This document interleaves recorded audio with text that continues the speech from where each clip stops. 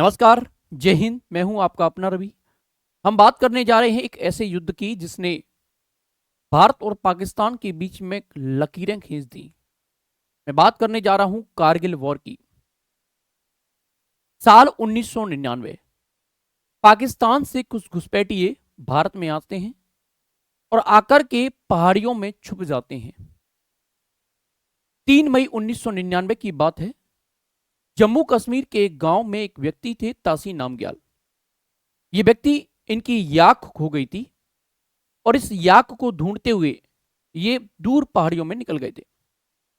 वहां जाकर के इन्होंने दूरबीन से याक को ढूंढ रहे थे। उसी दौरान इन्होंने कुछ चहलकदमी देखी, जिसमें इन्होंने देखा कि पाकिस्तान कुछ ऐसी अनएक्सपेक्शियस एक्टिविटीज चल रही हैं जो कि ठीक नहीं थी। इन्होंने कुछ हथियारबंद नकाबपोशों को देखा जो लगातार चहलकदमी कर रहे थे। इन्होंने तुरंत जाकर के भारतीय सेना के जवानों को अलर्ट किया और बताया कि भाई यहां पर कुछ घटना ऐसी होने जा रही है जो कि ठीक नहीं है। इस कारगिल युद्ध के सबसे मेन हीरो थे डॉक्टर विक्रम बत्रा।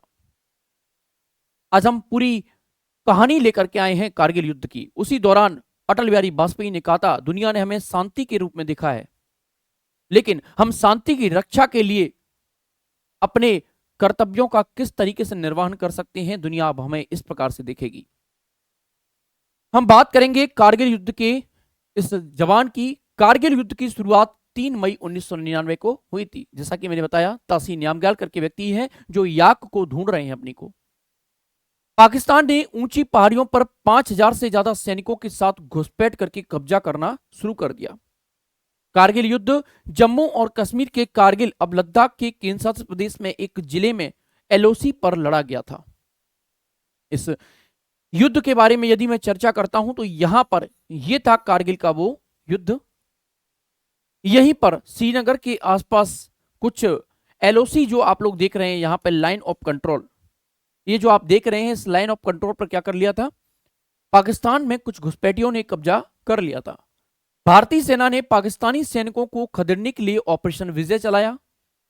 हालांकि पाकिस्तानी सैनिकों ने ऑपरेशन बद्र के तहत नियंत्रण रेखा एलओसी की ओर घुसपैठ करना शुरू कर दिया। भारत और पाकिस्तान के बीच यह युद्ध करीब 60 दिन तक चलता है मेरे प्यारे बच्चों। कितने दिन तक? 60 दिन तक यह युद्ध चलता है। और 60 दिन के युद्ध में पाकिस्तान नाकों चने चबाने पर मजबूर कर दिया जाता है। इस युद्ध में करीब 2 लाख सैनिकों ने हिस्सा लिया था। इस युद्ध में भारतीय सेना के मिग-21, मिग-27 और मिराज 2000 लड़ाकू विमानों ने रॉकेट और मिसाइलों का प्रयोग किया। कहा जाता है कि द्वितीय विश्व युद्ध के बाद यह एकमात्र युद्ध था जिसमें दुश्मन सेना पर इतनी बड़ी संख्या में बमबारी की गई थी। आगे हम देखेंगे भारतीय नौसेना ने तेल और ईंधन की आपूर्ति को रोकने के लिए कारगिल युद्ध के दौरान पाकिस्तानी बंदरगाहों, विशेष रूप से कराची में नाकाबंदी करने के लिए ऑपरेशन तलवार शुरू कर दिया। 14 जुलाई 1999 को दोनों देशों ने कारगिल पर अपनी कार्रवाई रोक दी। इसके बाद 26 जुलाई को भारत और पाकिस्तान के बीच में समझौता हो गया। दरअसल कहानी ये थी, उस समय के जो रणनीतिकार थे, ऐसा कहा जा रहा था जनरल परवेज मुशर्रफ की देखरेख में इस कार्रवाई को अंजाम दिया गया था। उन्होंने ही इन बासिंदों को पहुंचाया था, उन्होंने ही इन नुमाइंदों को पहुंचाया था और ये जो आतंकी घटनाओं को अंजाम दे रहे थे। उस समय पाकिस्तान के प्रधानमंत्री थे नवाज शरीफ और प्रधानमंत्री अटल बिहारी वाजपेयी के बीच में एक समझौता हुआ। इस समझौते में कहा गया कि भाई दोनों ही देश अपनी अपनी संप्रभुता की रक्षा करेंगे और दोनों ही देश लाइन ऑफ कंट्रोल को, एलओसी को पार नहीं करेंगे और अपनी अपनी एक्टिविटी को संभाल के रखेंगे। यानी कि कोई भी ऐसी सस्पिशियस एक्टिविटी नहीं करेंगे जिससे दोनों देशों की आंतरिक मामलों पर कोई हस्तक्षेप हो। लेकिन नवाज शरीफ के द्वारा यह भी कहा गया था कि भाई मेरे सामने यह घटना नहीं हुई है।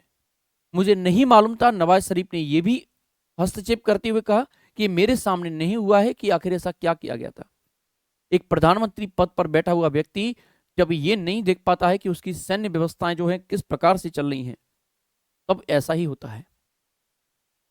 इसके बाद कारगिल युद्ध के बाद विजय की आधिकारिक घोषणा हुई और तब से हर साल 26 जुलाई को कारगिल दिवस मनाया जाता है। यह दिन कारगिल युद्ध के उन सैनिकों को समर्पित है जिन्होंने ऐसी कई घटनाओं को अंजाम दिया। इसमें मेजर विक्रम बत्रा के पीछे शेरशाह मूवी भी बन चुकी है। आप लोगों ने हालिया एक मूवी देखी होगी शेरशाह। इस मूवी में मेजर विक्रम बत्रा को बताया गया है और इस मेजर विक्रम बत्रा के बारे में बताया गया यहीं पर कि इन्होंने मनोज पांडे जो कि इनके दोस्त थे, मित्र थे, इन्होंने 4875 चौकी नंबर जो कि पॉइंट नंबर 4875 था, इस पॉइंट पर पहुंचते हुए तिरंगा झंडा लहरा दिया था, उस चौकी को कंट्रोल कर लिया था। और अपने जो मित्र थे साथ के मनोज पांडे, ये घायल अवस्था में पड़े हुए थे, इनके पैरों में गोली लग चुकी थी। ये इनको सपोर्ट देते हुए पीछे बढ़ रहे थे, लेकिन पाकिस्तान की फौज जो पीछे लौट रही थी उनमें से किसी सिपाही ने, किसी दुश्मन ने एक गोली जो है चला दी जो कि मेजर विक्रम बत्रा के सीने में जाके धस गई और वहीं पर मौके पर इनकी मृत्यु हो गई, मेजर विक्रम बत्रा की। इसमें 4 लोग जो थे, संजय कुमार, योगेंद्र यादव, मनोज पांडे और विक्रम बत्रा, इन चारों ने वीरगति हासिल की। कारगिल युद्ध स्मारक, जिसे द्वास युद्ध स्मारक के रूप में भी जाना जाता है, यह भारत और पाकिस्तान के बीच 1999 के कारगिल युद्ध की स्मृति में बनाया गया था। आगे यहां पे देखेंगे, ये है वो युद्ध का स्मारक जिसे ऑपरेशन विजय के तहत चलाया गया था। ये ऑपरेशन विजय के तहत कारगिल युद्ध का वो मंजर है जो सभी ने देखा। आगे हम लोग देखेंगे यहीं पर, ये उन पॉइंट्स के नाम हैं जो कि सभी जिन लोगों की डेथ हुई थी इस पूरे, उसमें जो लोग शहीद हुए थे इस पूरे घटनाक्रम में, इस युद्ध में, इस कारगिल युद्ध में करीबन कहा जाता है 595 लोग करीबन इसमें शहीद हुए थे और 595 लोगों का एक आंकड़ा निकल करके आया था। इस पॉइंट का नाम था 4875 पॉइंट, जिसे वर्तमान में हाल ही में एक नाम दिया गया है major Vikram Batra. Major Vikram Batra point नाम दिया गया है। 3 मई देखते हैं छोटी सी एक नजर में घटनाक्रम को। 3 मई 1999 को एक चरवाही ने भारतीय सेना को कारगिल में पाकिस्तानी सेना की घुसपैठ पर कब्जा करने की सूचना दी। 5 मई को भारतीय सेना की पेट्रोलिंग टीम जानकारी लेने कारगिल पहुंची तो पाकिस्तानी सेना ने उन्हें पकड़ लिया और उनमें से 5 की हत्या कर दी। इन पाकिस्तानियों की गोलीबारी से भारतीय सेना का कारगिल में मौजूद गोला बारूद का स्टोर नष्ट हो गया। 10 मई को पहली बार लद्दाख का प्रवेश द्वार यानी कि द्वास, काकसार और मॉस्को सेक्टर में पाकिस्तानी घुसपैठियों को देखा गया। 26 मई को भारतीय वायुसेना को कार्यवाही के आदेश दिए गए और 27 मई को कार्यवाही में भारतीय वायुसेना ने पाकिस्तान के खिलाफ MiG-27 और MiG-29 का इस्तेमाल किया। 26 जुलाई को कारगिल युद्ध आधिकारिक तौर पर समाप्त हो गया और भारतीय सेना ने पाकिस्तानी घुसपैठियों के पूर्ण निष्कासन की घोषणा कर दी।